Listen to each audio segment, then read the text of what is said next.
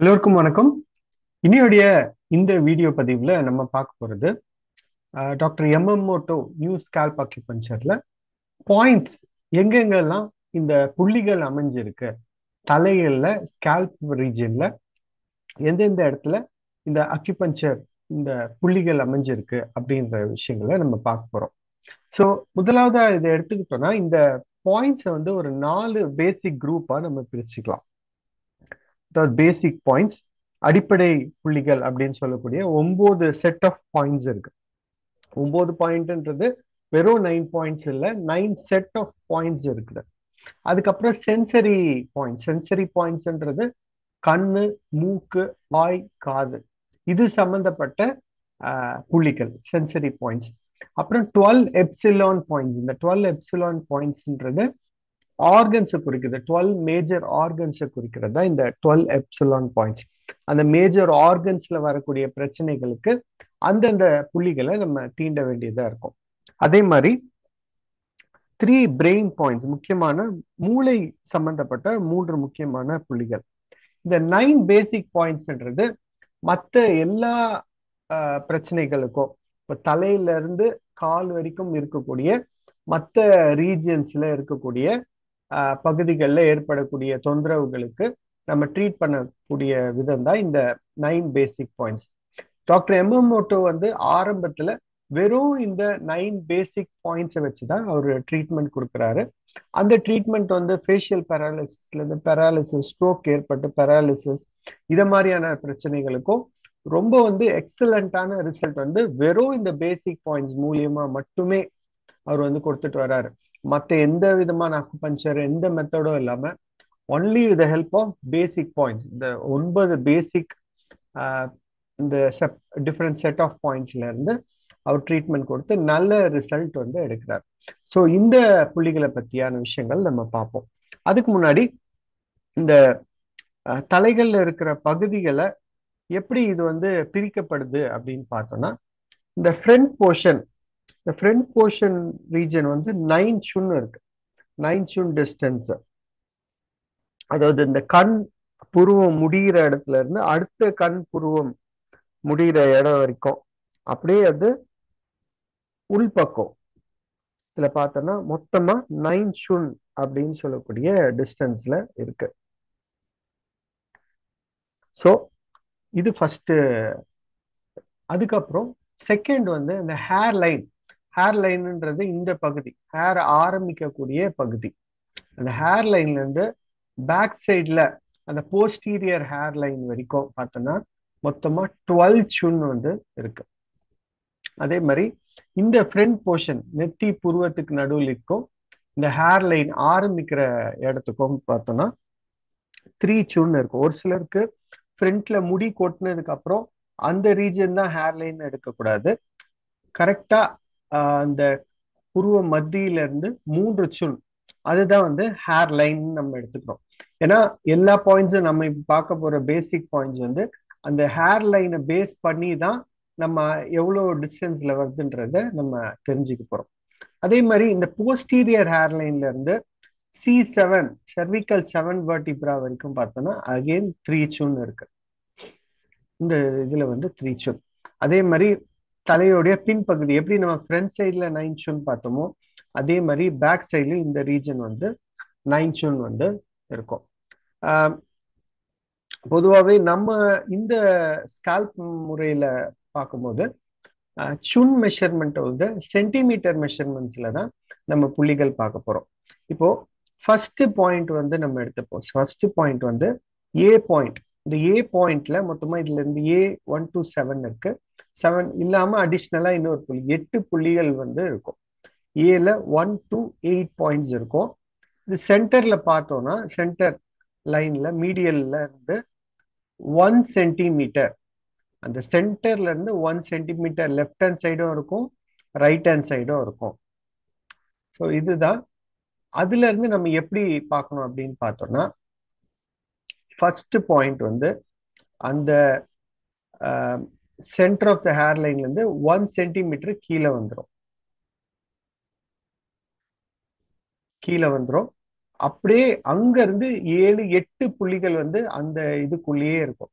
ஏ ஏ 1 2 3 third point வந்து கரெக்டா அந்த ஹேர் லைன்லயே வரக்கூடியது தான் அந்த A3 அப்படின்ற பாயிண்ட். அதுக்கப்புறம் பின்னாடி வந்து 5 புள்ளிகள் வந்து இருக்கும்.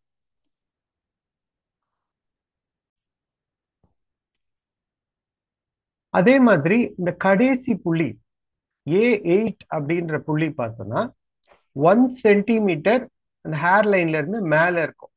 எப்படி A1 வந்து 1 சென்டிமீட்டர் ஹேர் லைன்ல இருந்து கீழே இருக்குதோ அதே மாதிரி A8 கடைசி புள்ளி வந்து ஹேர் லைன்ல இருந்து 1 சென்டிமீட்டர் மேல. ஸோ டோட்டலா பார்த்தோம்னா இந்த டிஸ்டன்ஸே வந்து ஒன்லி 2 சென்டிமீட்டர்ஸ் தான் வரும். ஸோ இந்த 2 சென்டிமீட்டர்ஸ்க்குள்ளேயே இந்த 8 புள்ளிகள் வந்து அடங்குது. ஸோ நம்ம பாடி அக்குபஞ்சர்ல மாதிரி இது பெரிய பெரிய சேனல்ஸ் எல்லாம் கிடையாது. ரொம்ப குட்டியான மைக்ரோ அக்யூபஞ்சர் அப்படின்னு சொல்லலாம்.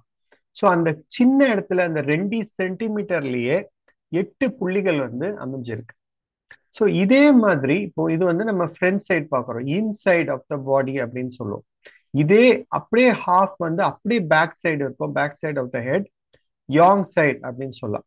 பொதுவா நம்ம ட்ரீட்மெண்ட் நம்மளுடைய புள்ளிகள் நம்ம நீடில் போடுறது எல்லாமே ஃப்ரண்ட் சைடு ஆஃப் த ஹெட்டே வந்து நம்ம யூஸ் பண்ணுவோம். அதுல தான் நம்மளுக்கு பெட்டர் ரிசல்ட்ஸ் வந்து கிடைக்குது. ஒரு காரணம். இன்னொன்னு, இந்த பகுதியில தலையில இருக்கக்கூடிய முடி நிறைய ஃபுல்லா கவர் ஆகுறதுனால நம்மளுக்கு சரியான பாயிண்ட் வந்து லொகேட் பண்ணுறதுக்கு ரொம்ப கொஞ்சம் கஷ்டமா இருக்கும். அதனாலையும் ஸோ எல்லா புள்ளிகளையும் நம்ம ஃப்ரண்ட் சைட் ஆஃப் த இன்சைட்லேயே தான் நம்ம ட்ரீட்மெண்ட் கொடுக்குறோம். பிகாஸ் பெட்டர் ரிசல்ட்ஸும் வருது, நம்மளுக்கு விஷுவலா பார்க்கறதுக்கும் அந்த பாயிண்ட்ஸ் வந்து நம்மளுக்கு ரொம்ப கிளியரா தெரியுது. ஸோ இந்த A1ல இருந்து A8, ஸோ டோட்டலா பார்த்தோம்னா 8 பாயிண்ட்ஸ் வந்து இருக்கு ரெண்டு சைட்லயும்.